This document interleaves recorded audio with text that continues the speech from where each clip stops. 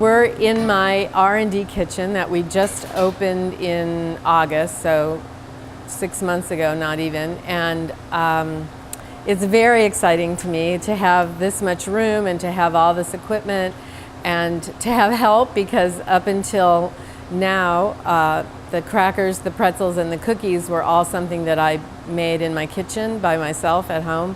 I had a little help on the cookies later, but so it's really exciting for me to have this playground with all these amazing ingredients and even more, and having people who I've been able to talk about my philosophy about ingredients, so they're ingredient hunting like I do at shows. I don't have to do everything myself, which is great, so I'm very happy to be here.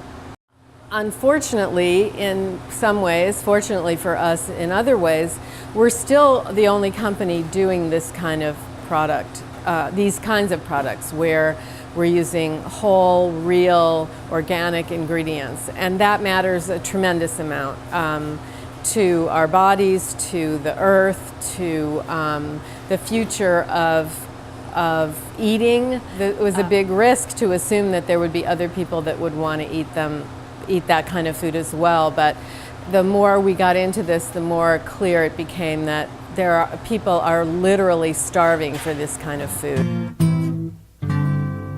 There's a well on the hill you just can't kill for Jesus. There's a well on the hill, let it be. I don't build no heathen temples where the Lord has done laid his hand. Now there's a well on the hill, let it be.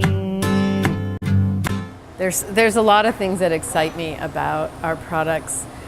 The fact that we're bringing ingredients back into awareness that used to be and they're staples in a lot of cultures, and our culture hasn't seen many of them ever. So bringing these fabulous, healthy, nutritious ingredients to people's awareness excites me. Having relationships with the farmers that grow these ingredients in a variety of environments. Most of them are from cooperatives of some form or another. The family isn't an official cooperative, but we do have a lot of farmers, small farmers that have teamed together with their community farmers and formed a co-op and grow ingredients together and make their lives better and make their communities better. It's really exciting to me to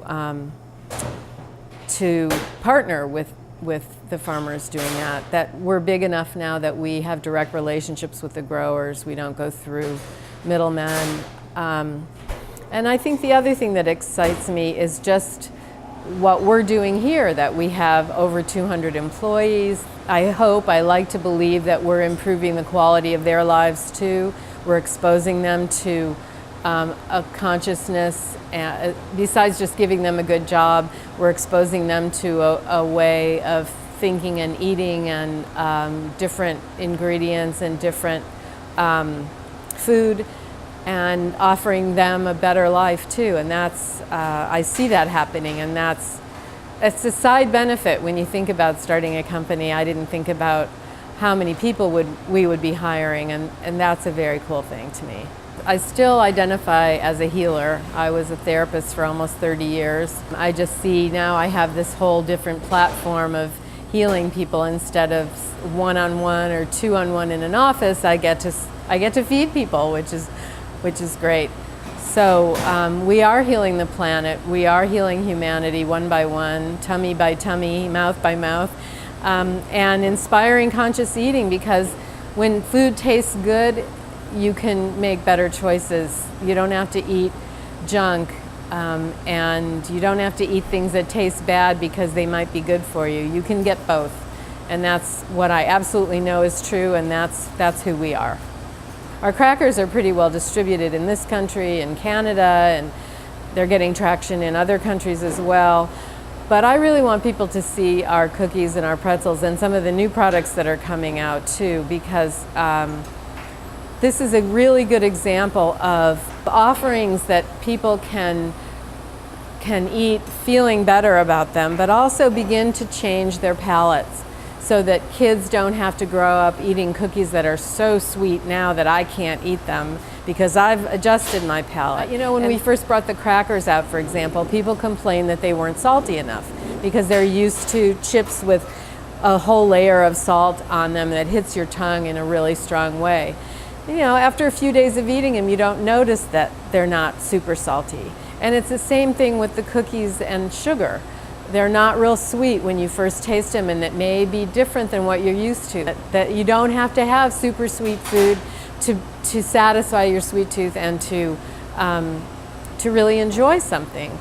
You cleanse your palate, you start training yourself to eat the way you really want to eat in a conscious way, and your mouth can adapt fairly quickly. So I want people to know about our products, because when they're out there and they're eating them and they see what's in them, they're going to want to eat them.